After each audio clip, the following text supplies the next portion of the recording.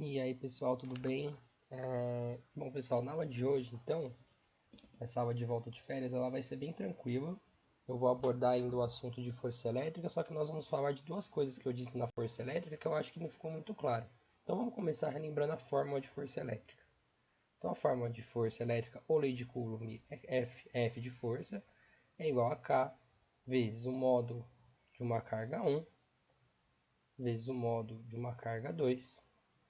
Tudo isso dividido pela distância entre essas duas cargas ao quadrado. Então, se a gente tem duas cargas pontuais, que, ó, por exemplo, a gente tem uma Q1 e uma Q2, e essas cargas estão carregadas, se elas são as duas positivas, as duas de mesmo sinal, elas vão gerar uma força de repulsão. Se elas são as duas negativas, uma negativa e uma positiva, elas vão gerar uma força de atração. Isso a gente já discutiu. E essas cargas vão gerar essa força, elas são separadas por uma distância, chamada de D, e a gente pode calcular essa força, seja ela de atração ou de repulsão, através dessa fórmula. Tá legal? Beleza, isso foi o que a gente viu na aula passada. Só que eu acho que são duas coisas que eu falei na aula passada que não ficaram claras. A primeira é o módulo de um número, então eu vou falar um pouquinho hoje sobre o módulo de um número, e a outra é sobre grandezas vetoriais. Eu não sei se vocês lembram, mas no final da aula eu falei sobre como calcular o vetor entre duas forças. Então eu vou explicar um pouquinho o que são grandezas vetoriais. Mas primeiro vamos começar com o módulo de um número real. Então vou fazer aqui, ó, vou até apagar a força. Então a gente vai falar hoje do módulo de um número real, tá bom? Eu vou falar bem brevemente, vocês vão ver melhor na matemática. Mas o que seria o módulo de um número real? Deixa eu só escrever. Módulo. Bom, o módulo surgiu na matemática pois havia a necessidade de se medir a distância de um número negativo até o número zero, ou a distância do número positivo até o número zero. Mas por que surgiu o módulo? Porque quando você mede a distância de um número negativo até o zero, se você só medir sem o módulo, esse número ficaria negativo e não é usual a gente calcular a distância com números negativos. Então surgiu-se o módulo. Então vamos pensar no seguinte, eu vou fazer uma linha aqui, ó, meio reta, né? Vamos fingir que está reta, e aqui está o zero, aqui está o 1, aqui está o 2, aqui está o 3, aqui está o 4 e assim por diante. E para cá também, aqui está o menos 1, menos 2, menos 3, menos 4. Então, como eu falei, o módulo é você medir a distância de um número até o zero. Então vamos supor que eu quero saber o módulo do número 3, positivo. Então eu vou medir a distância do 3 até o zero. Então vai ser 1, 2, 3. O módulo do número 3 é 3. Tá legal? E se eu quiser saber o módulo do número menos 2, eu vou medir a distância do menos 2 até o zero, que vai ser 1 e 2. Então o módulo do menos 2 é 2 positivo. Tá legal? Vamos fazer algumas coisas. O módulo ele é representado por duas barrinhas dessa forma, com um número no meio. Tá bom? Então o módulo de 3 é 3. O módulo de menos 2 é 2 positivo. Então a mesma coisa que menos menos 2, que é igual a 2. O módulo de menos 5 é igual a 5. O módulo de menos 302 vai ser 302. Tá legal? E positivo sempre positivo. A gente também pode encontrar algumas expressões, né? Algumas contas. Por exemplo, vamos fazer o módulo de 10 menos 4. 10 menos 4 é 6, então isso aqui vai ser o módulo de 6 positivo. É comum você até usar o sinal de mais dentro, quando o número é positivo, que vai ser 6. E vamos fazer o módulo de 4 menos 10. Esse aqui vai ser o módulo de menos 6, que vai ser 6. Tá legal? Podemos também, através do módulo, achar algumas equações, tá bom? Por exemplo, vamos fazer um módulo de x menos 2. Como que a gente vai fazer um módulo de x menos 2? A gente vai ter duas opções, né?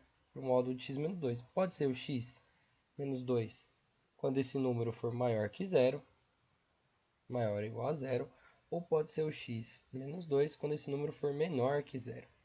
E a gente vai ter dois resultados. Esse aqui vai ser x maior ou igual a 2, e esse aqui vai ser x menor que 2, tá bom? Então, pessoal, quando a gente está trabalhando na nossa fórmula de força elétrica, a gente pode se deparar com cargas positivas, negativas, e para isso que serve o módulo. Se a carga for negativa, a gente vai botar menos 3 coulombs, por exemplo, vezes 3 coulombs, é uma carga positiva e uma negativa, seria uma força de atração. Só que aí você tira o negativo desse módulo para a força não ficar negativa, tá legal? Então é para isso que serve o módulo. E agora vamos falar então de grandezas vetoriais ou escalares, que é outra coisa também que eu falei no final da aula. Quem não assistiu, por favor, assista. E se possível, se assistir essa primeiro, talvez vocês entendam até melhor o final da aula. Então, pessoal, na força elétrica, eu vou começar exemplificando o que a gente tem. Então, vamos lá. Bom, agora a gente vai falar sobre grandezas vetoriais ou escalares.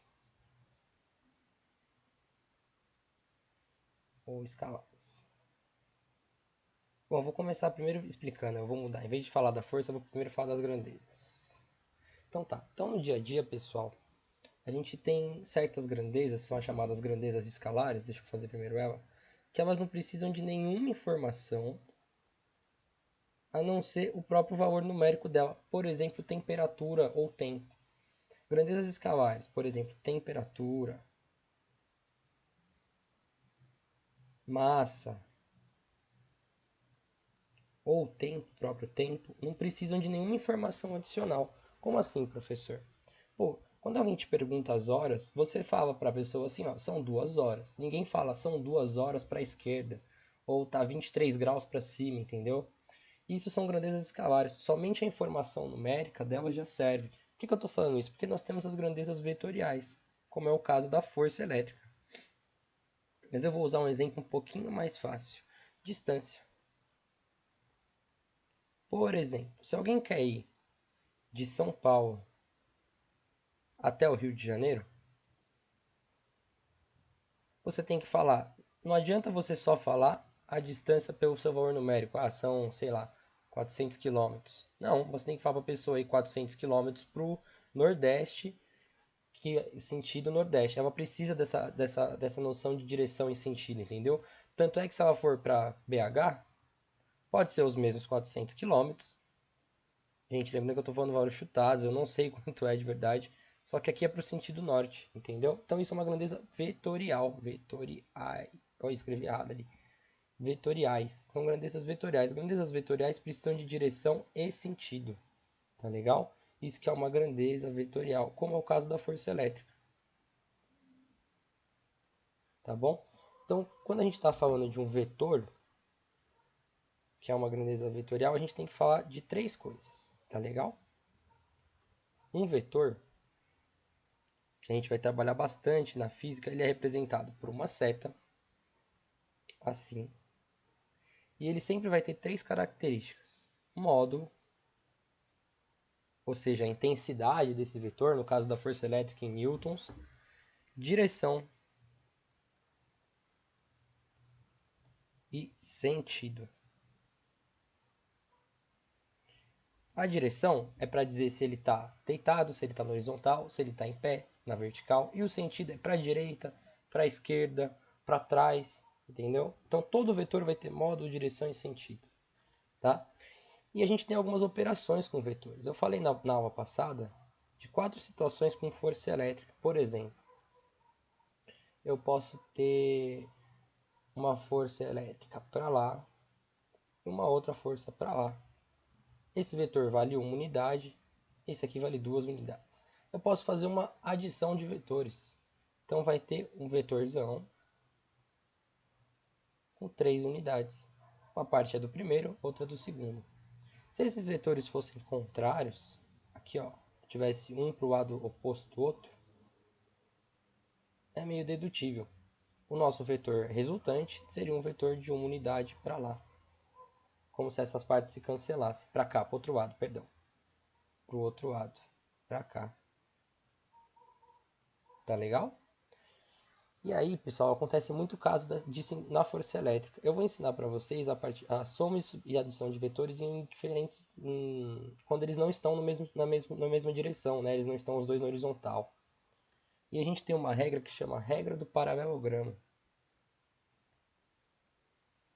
Tem 2 jeitos de fazer a adição de vetores quando eles não estão na mesma direção, tá bom? Então vamos para a regra do paralelogramo.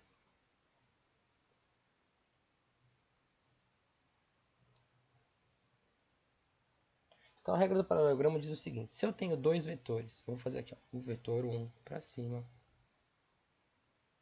e eu tenho o vetor 2 nessa direção. Eu vou juntar a bundinha de um com a bundinha do outro, do mesmo jeito que eles estão, ó.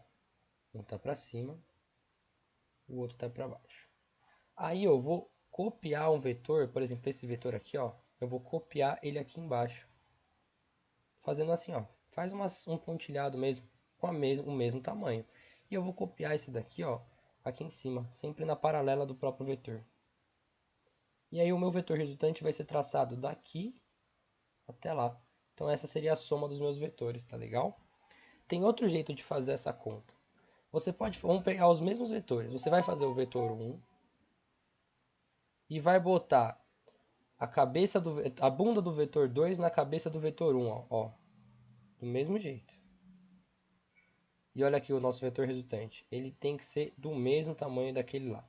Tá legal? Você vai botar depois, você bota a bunda de um na cabeça do outro e depois junta os vetores. Tá bom? Se a gente tivesse 3, o processo seria o mesmo. Tá legal?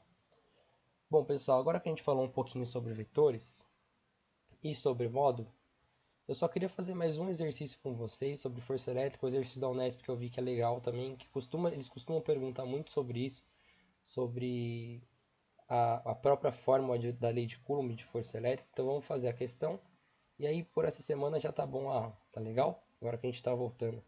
Então vamos lá. Aqui, ó, Unesp, dois corpos pontuais em repouso separados por uma certa distância. Então vamos lá. Dois corpos pontuais, em repouso, separados por uma certa distância e carregados eletricamente com cargas de sinais iguais, ele não diz quais, repelem-se de acordo com a lei de Coulomb. Se a quantidade de carga de um dos corpos for triplicada, a força de repulsão elétrica permanecerá constante, vai aumentar ou vai diminuir. E se forem mantidas as cargas, mas a distância entre os corpos for duplicada, a força de repulsão vai continuar constante, vai aumentar ou vai diminuir. Então tá, vamos pensar nessa questão. Então vamos lá, a questão da Unesp. Então ele diz o seguinte na questão: eu tenho duas cargas pontuais, com cargas de sinal igual. Tem a carga 1 e a carga 2. E a distância D. Ele quer saber, na letra A, se eu aumentar, triplicar uma dessas cargas, quanto que vai modificar na força? Se ela vai continuar igual ou não. Então vamos primeiro elucidar a nossa força aqui. A nossa força vai ser o K vezes o módulo de Q1 vezes o módulo de Q2 sobre a distância ao quadrado. Vamos triplicar o Q1. Então vamos fazer aqui a nossa força 2, é uma nova força. Quando a gente triplica o Q1, a gente vai ter o K vezes 3Q1 vezes Q2 sobre a distância. Pessoal, a carga ela é uma grandeza proporcional à força. O que isso quer dizer? Se você aumenta a carga, você vai aumentar a força, tá bom? Do mesmo jeito que a distância é uma grandeza inversamente proporcional. Se você aumenta a distância, você diminui a força. Ou se você abaixa a distância, a força vai aumentar. Entendeu? Isso que significa ser uma grandeza inversamente proporcional e proporcional. Então a gente já sabe que na letra A a força vai aumentar e na letra B ela vai diminuir. Vamos descobrir quanto, tá bom? Bom, aqui, por ser tudo uma multiplicação, esse 3 eu posso tirar ele daqui do Q1 e botar aqui fora. Então a nossa F2 vai ficar igual a 3 vezes K módulo de Q1 módulo de Q2 distância ao quadrado. Essa é a nossa força, não é, pessoal? Então a nossa força nova, força F2, quando a gente triplicar a carga, vai ser 3F, 3 vezes a nossa força. Então a força vai aumentar em 3 vezes. Isso aqui é a força. E na letra B? Vamos lá para a letra B. A letra B vai falar que se a gente duplicar a distância, então vai ser força 3, vai ser K vezes Q1 vezes Q2, 2 vezes a distância ao quadrado. Tá legal? Vamos lá. Bom, vamos resolver o quadrado primeiro. Então, nosso F3 vai ser igual a K, Q1, Q2, sobre 4D ao quadrado. Bom, pessoal, o Q, o K, Q1, Q2, D ao quadrado é nosso F, certo? E esse 4 aqui é a mesma coisa que 1/4. Então, o nosso F3 vai ficar a força dividido por 4. Então, a força vai diminuir em 4 vezes, tá legal? Bom, pessoal, essa foi a aula dessa semana. Um abraço a todos, espero que todos vocês estejam bem. Qualquer dúvida, pode me chamar. Tá legal?